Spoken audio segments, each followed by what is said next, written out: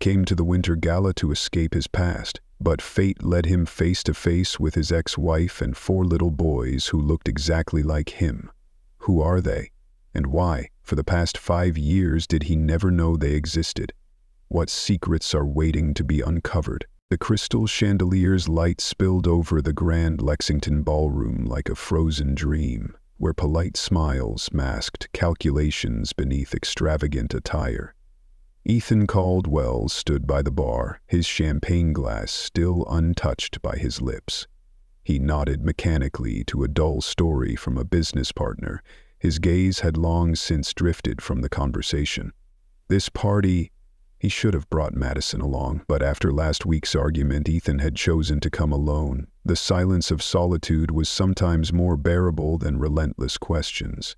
And then he saw her.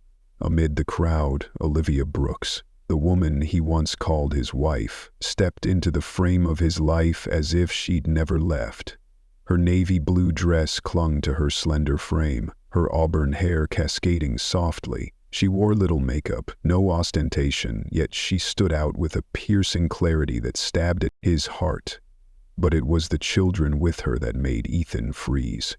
4 boys, all the same age, all with the same soft brown hair, smoky gray eyes, and cleft chins. The Caldwell genes. Unmistakable.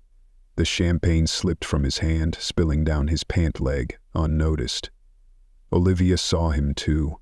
The moment their eyes met, there was no anger, no hatred, just the quiet void of 3 years apart, of something left unsaid. He moved toward her, drawn by something beyond conscious thought. When he was a few steps away, one of the boys tugged lightly at his mother's dress, staring at Ethan with wide eyes. "Mom, that man, why does he look like us?" Olivia took a deep breath. Her shoulders trembled faintly. "Ethan," she said, her voice soft but clear. "We need to talk." He nodded. "The question broke off in his throat. No answer was needed.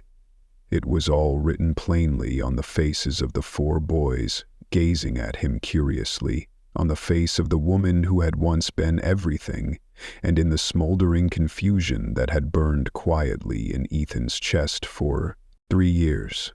"Connor, Caleb, Ely, and Noah," she introduced them. "Your sons." The truth hit Ethan like a frigid gust cutting through his expensive suit. 4 children, 5 years old, 3 years divorced, a secret that had been buried or abandoned. A door had just swung open, and Ethan knew there was no turning back. Emily's small apartment sat on the 3rd floor of an old building, where the afternoon sunlight slanted through the window, casting warm golden streaks across the wooden floor. The space was tidy, infused with the essence of an independent woman. Hand-painted artworks lined the hallway, a slanted bookshelf overflowed with classic novels, and a small, neat kitchen table bore traces of a breakfast yet to be cleared. Ethan hesitated at the door, his hand lingering on the knob after Emily opened it. He wore a white shirt, no tie, his gray eyes softening in an unfamiliar way as he saw her for the first time in her own space, not under the glow of party lights or the scrutiny of strangers. "Are you sure this is okay?" he asked, his voice rougher than usual. Emily tilted her head slightly, her gaze a mix of caution and quiet sorrow. "You have 4 kids who need to meet you, and I can't keep standing in the way of that." She stepped aside, inviting him in. Inside, the 4 boys sat around the kitchen table, drawing with crayons. They looked up as he entered. 4 sets of eerily similar eyes, wary yet curious. "Kids," Emily said slowly. "This is your dad." There were no cheers, no rushed hugs, just a stillness rippling through the small living room like an undercurrent. Ethan approached the table slowly. He crouched there eye level, avoiding the loud small talk adults often used with children. He simply said, "Hey guys, I'm Ethan." Connor stared at him intently and gave a faint nod. Eli, holding a half-colored drawing, slid it toward him.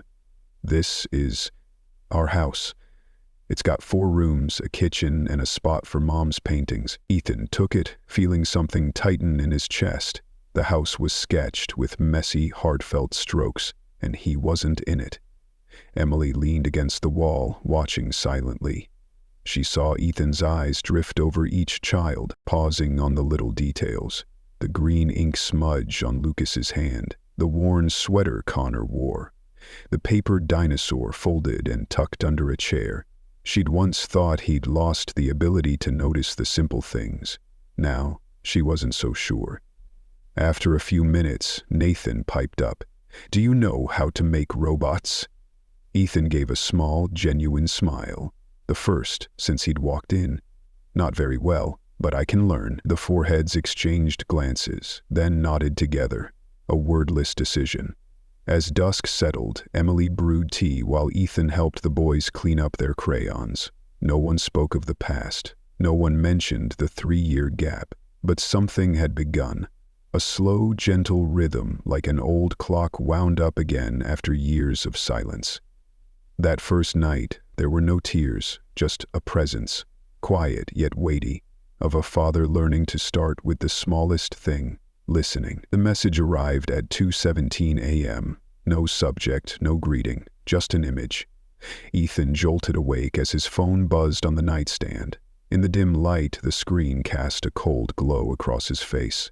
The photo had been taken from a hidden angle at the cafe last weekend. In it, he was crouching to tie Lucas's shoelaces. Emily stood beside him, her hand resting lightly on Connor's shoulder. All 4 boys were in the frame. None of them looked at the camera. None of them knew they'd been watched. Below the image was a short, unpunctuated line. "How much to keep me quiet with the press?" He sat up straight, his grip tightening around the phone as if he could crush it. His heart pounded, not from fear but from rage. A suppressed anger burned like fire beneath a thin sheet of ice, threatening to spill over at any moment. Someone had followed them. Someone knew, and worse, someone knew the kids were his. He opened the photo again. The angle was high, likely from a rooftop or a second-story window. The stalker must have been there, lurking, patiently waiting for the perfect shot. For a fleeting moment, Ethan felt his entire body tense, not because of the threat, but because of the helplessness of knowing someone dared to target what he'd only just reclaimed. Emily, the kids, the family. He hadn't even had the chance to protect yet was already under attack.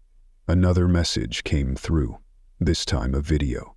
Short, just 5 seconds, but enough to freeze Ethan in place. It showed him and Emily carrying Lucas to the car, her hand brushing lightly against his back. The touch was small, unconsciously intimate. But through the lens of the hidden figure, it became perfect fodder for every sordid assumption. "I've got more than this." Ethan shot up, pacing the apartment. Did this guy want money? Or to ruin him? Destroy his image, shake the markets, derail his next moves on the board? Whatever it was, the bastard had made the wrong move. He opened his phone and dialed Victor GB, head of his private security team. His voice was low, each word clipped and deliberate. "There's a photo, a clip, and a guy who needs to be found immediately. I don't care where he is, who you use, or how much it costs. But by morning, I want his name, his face, and his motive." A second of silence, then Victor replied. "Understood." Hanging up, Ethan leaned against the kitchen counter, taking a deep breath. On the wall, Lucas's drawing of him standing among the 4 boys still hung loosely with tape. He stared at the scribbled lines, then muttered under his breath, just loud enough for himself to hear. "Touch me, that's one thing. But if you touch my kids, that's war." The knock came 3 times, steady and even, like the beat of a warning drum. Emily glanced out through the small window. She had had a feeling something was coming, but she hadn't expected it to happen so soon. Madison. A wine-red dress hugged her frame. Her gaze was cold, sharp enough to cut glass. Her smirk curved, as if she were stepping onto a stage. Not the threshold of the woman whose boyfriend had just discovered he had 4 children, all bearing his eyes. Emily opened the door. "Hello, Emily," Madison said, her voice both sweet and cutting, like a sugar-coated blade. "Madison." Emily kept her hand on the door's edge, her eyes unflinching. I don't recall inviting you here. Oh, I thought after everything that's happened, a woman-to-woman talk was the least we could do. Madison smiled thinly. I don't like being the last to know. Emily stepped back, letting the door swing fully open. Then come in. I don't care for doorstep conversations like we're filming some cheap TV drama. The door closed behind Madison with a firm thud, like the strike of a gavel. The small apartment still carried the scent of half-baked pastries. Scribbled drawings by the kids were taped to the fridge. A pair of children's sneakers lay abandoned near the chair. Madison's eyes swept the room, her analytical gaze unconcealed. Charming, everyday, simple, cozy. Emily didn't reply. She poured tea and set it on the table. The two women sat across from each other, the small wooden tabletop between them the only physical divide, though the air stretched taut like a string about to snap. Madison spoke first. I know Ethan. I know how he operates. The control, the ambition, and the emotional limits he never lets anyone breach. And you think I don't? Emily raised an eyebrow. Madison leaned back. I think you loved him once, and I think you still hold out some kind of hope. No. Emily's voice was calm, almost startlingly. So, I don't hope. I just live in reality. Reality? Madison pursed her lips, a faint smirk tugging at them. You kept 4 of his kids a secret for 5 years. Do you realize you've just dropped a bomb on so many lives, including mine? You really want to talk fairness with me, Madison? Emily rested both hands on the table. Then I'll be straight. I called him. Multiple times. I wrote letters. I tried everything. But the one blocking me wasn't Ethan. It was you, or someone like you. Madison's face froze for a split second. Her eyes flickered briefly. I don't need his love, Emily continued, her tone steady. I just want my kids to know who their father is. And if you're the one making that harder, then I'm not afraid to stand in your way. Madison tilted her head, her familiar smile returning, now laced with a bitter undertone. You're tougher than I thought. But let me remind you of something. Ethan's love, if you think you can win it back, never belonged to anyone for long. Emily stood, her gaze sharp as a blade. Then I don't need to win it. I just need to do what's right for the 4 kids sleeping in the next room.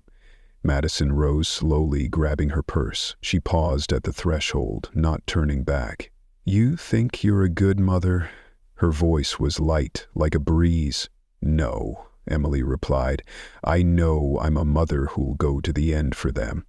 The door closed softly, but the echo lingered, making the air in the room hum faintly, like the curtain falling after a climactic act. Ethan Blackwood had once commanded a shareholders' meeting with 500 people in a room strung tight with tension, but now, standing at the door of the small apartment, holding 4 mini jackets and a bag of snacks, all he wanted was to run. You sure about this? Emily asked for the 3rd time, squinting slightly. Emily. Ethan lifted his chin, straightening his collar. Have negotiated the acquisition of an international hotel chain over breakfast. 4 kids, piece of cake. The door opened, and the first piece of cake was Lucas flipping upside down on the sofa, Nathan dismantling some electronic gadget, Connor scribbling notes in a notebook as if prepping to run the outing, and Elliot standing still in the corner clutching a crayon like a treasure. You guys ready? Ethan grinned, a little stiffly. Where are we going? Lucas asked, walking on his hands. Out with Dad, Connor declared, as if Ethan had planned it all along. 30 minutes later, Ethan was driving a rented minivan, 4 sons buckled in, embarking on an adventure dubbed Rookie Dad Day. First stop, the zoo. Mistake number 1, Ethan didn't check the animal feeding schedule. Mistake number 2, buying ice cream for all 4 at the same time. My ice cream fell, Lucas yelled. Dad, Nathan's eating too fast, it's not fair, Connor complained. I'm not eating, I'm drawing the monkey, Elliot murmured, holding up a sticky ice cream smeared sketch. Ethan, once a negotiator of $100 million deals, was now stooping to pick up a dropped cone, wiping Nathan's face with one hand and holding Lucas back from climbing a fence with the other. Second stop, the playground. One kid demanded the roller coaster. Another cried over heights.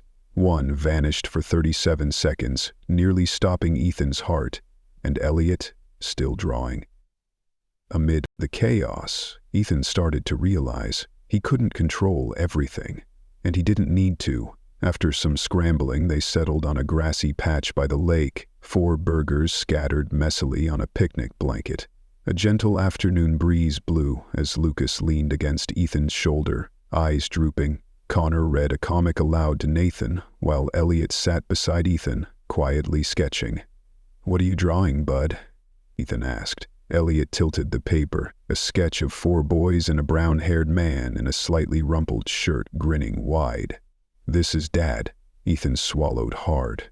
"Do I really smile like that?" "Not yet," Elliot replied, "but today's close." Ethan went quiet for a moment. Then he pulled Elliot in closer, wrapping his arms around all 4 boys as they drifted towards sleep under the soft sun. Ethan Blackwood, cold CEO, controlling billionaire, couldn't fathom what he'd done wrong, but somehow he knew today was one of the most right days of his life. 6:17 a.m. Ethan's phone buzzed incessantly, fell silent, then buzzed again. 12 missed calls. 6 texts from Margaret, his executive assistant, 2 from James, the company lawyer, and a link to an article with a chilling caption, "It's happened front page." Ethan shot up, stumbling into the living room of the rented apartment near Emily's place, and turned on the TV. The ticker slashed across the screen like a knife. Billionaire Ethan Blackwood has 4 secret children with ex-wife family scandal, or PR stunt of the century. The screen flashed a crisp photo of him crouching to tie Lucas's shoelaces. The other 3 boys clustered around. The angle was perfect, the sentiment clear and dripping with smear. The coffee mug slipped from Ethan's hand as the next line scrolled. Insider source claims Ethan Blackwood hid his kids for 5 years to protect his flawless businessman image. 7:03. The phone rang again. Margaret, her voice cut like a blade. "The board's losing it. Stocks down 4 points. 30 minutes after opening. Investors want an official statement within 6 hours. Ethan gripped the phone tight. "Have we traced the source?" "Likely Madison or someone from Kingston's camp. Paparazzi took the shots, but someone helped time it." "Legally? We can sue, but right now any response will look like damage control or deflection." 7:45. Ethan strode into the emergency boardroom at Blackwood Global Headquarters. 12 pairs of eyes turned to him as if he'd just unveiled a state secret. "Ethan, Harold," the chairman began. "We need to know, is this real?" "It's real," Ethan replied, his voice low, steady.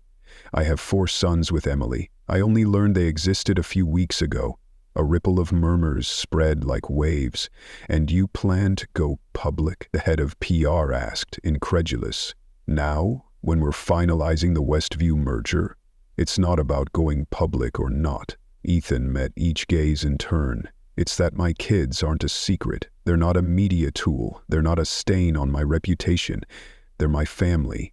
Harold leaned back in his chair. "You're choosing emotion over strategy," Ethan exhaled. For the first time in his career, he saw the stark line between businessman and father. "If choosing the truth is a trade-off," he said, "then I'll take it. Because if I don't protect my family now, what am I even doing standing here?" The room fell deathly silent. Outside, the media had set their traps. The board was compromising. Shareholders were threatening to pull out. And in the eye of the storm, Ethan understood. This wasn't just a PR crisis. It was his first battle to be a father. Ethan's office was steeped in the dim glow of a desk lamp. The laptop screen displayed a series of murky transactions from a subsidiary account of the corporation, Small, regular transfers, sophisticated enough to slip past summary reports. But for Ethan, a single anomaly was all it took. Beside him, Victor, the head of security, flipped through the report pages like a predator catching the scent of blood. "We traced the trail through payments from the internal PR fund," Victor said, his voice low and devoid of emotion. 3 transfers went to an account under a shell company in Nevada. The real owner? He turned the screen. The name stood out starkly. Madison Blake. No surprise flickered in Ethan's eyes, just the confirmation of a suspicion that had been simmering for days. Madison, the woman who'd been by his side for 3 years, who'd always preached that love needs transparency. Turns out, what she needed was leverage. "Anything tying her to Kingston?" Ethan asked. Victor nodded. "We found Madison used your VIP ID card 3 times in the past 2 weeks to access high-level meeting areas. One instance coincided with Kingston's odd appearance in the 17th floor lobby. No scheduled meetings logged." Ethan's jaw tightened. The picture was crystal clear. Madison wasn't just a traitor. She was Kingston's ace in the hole. A dagger slipped sweetly into his back at his most vulnerable moment, reuniting with his kids, grappling with a media firestorm. "Get me copies of all Madison's communications from the past month. Emails, 17th floor hallway footage included," Ethan ordered, his tone icy. Victor didn't ask why. He knew Ethan Blackwood was shifting gears, from defense to offense. 3 a.m.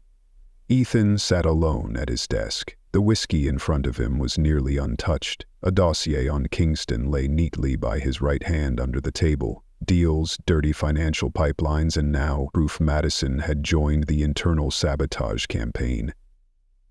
Ethan opened his voice messages. Madison's last one played. "I just want you to rethink what's happening." "I'm still here, Ethan."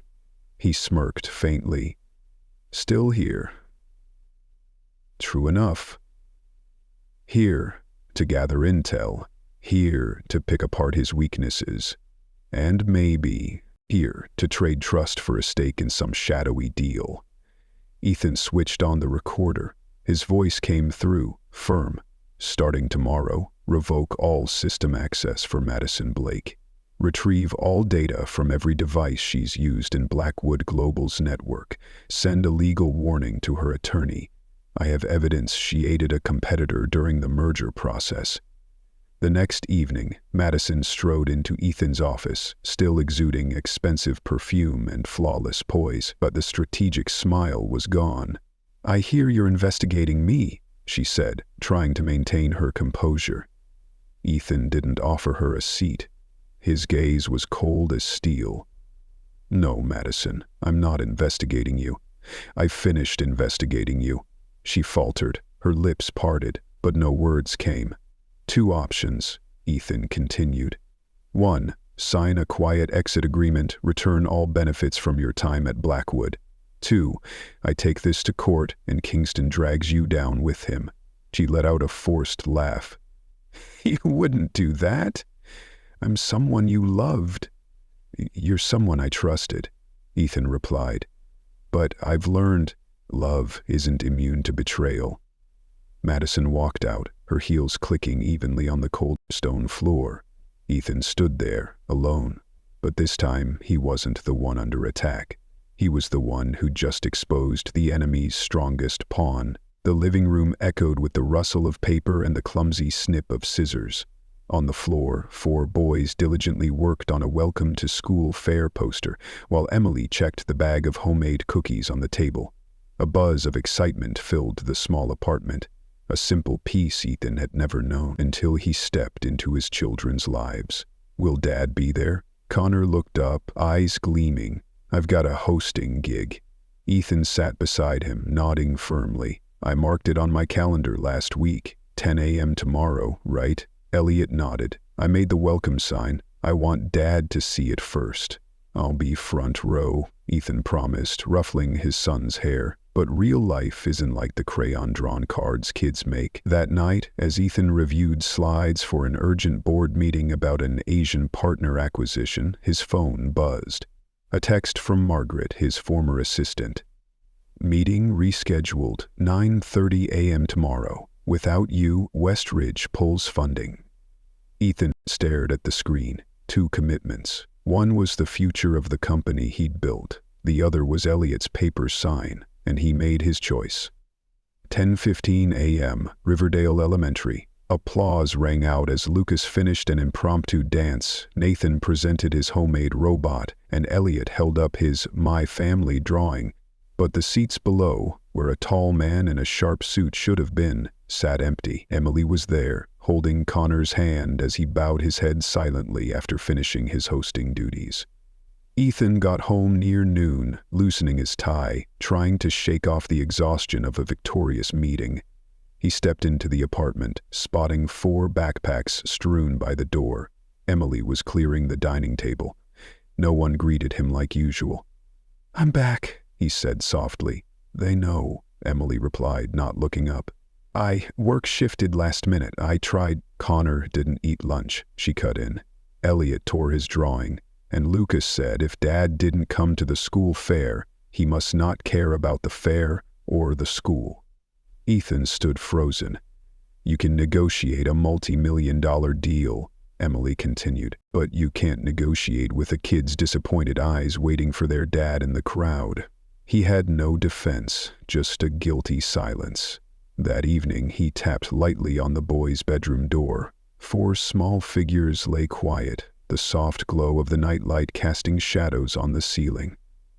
"Kids," he sat on the edge of the bed. "I'm sorry." No one answered. "I didn't make it today, even though I promised.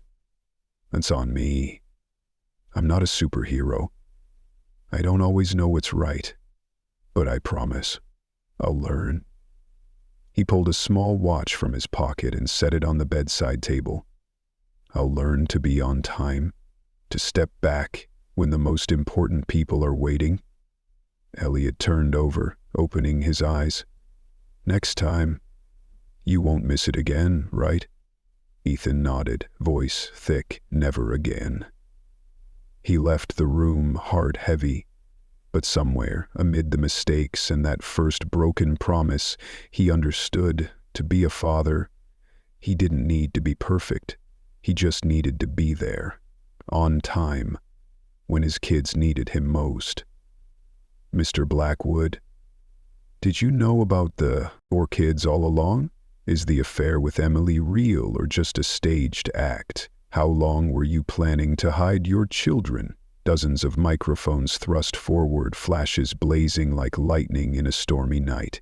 Yet amid the chaotic encirclement, Ethan Blackwood stood tall, his gaze unwavering. Behind him loomed the gates of Riverdale Elementary, where his children had just performed for the first time in their lives. Connor had hosted with a confidence that made it seem the whole world was listening. Lucas danced like a small, radiant star. Nathan presented his paper rocket model. Elliot quietly held up a drawing of 5 people in a little house with wide-open windows. And now they all stood huddled behind the iron gate, their faces puzzled by the shouting crowd outside. Ethan took a deep breath. He turned around, faced the media, no assistant, no PR advisor, just a father standing before the storm and for the first time not backing down. "I'll say this once, clearly and directly," Ethan began, his voice low but resonant like a tolling bell.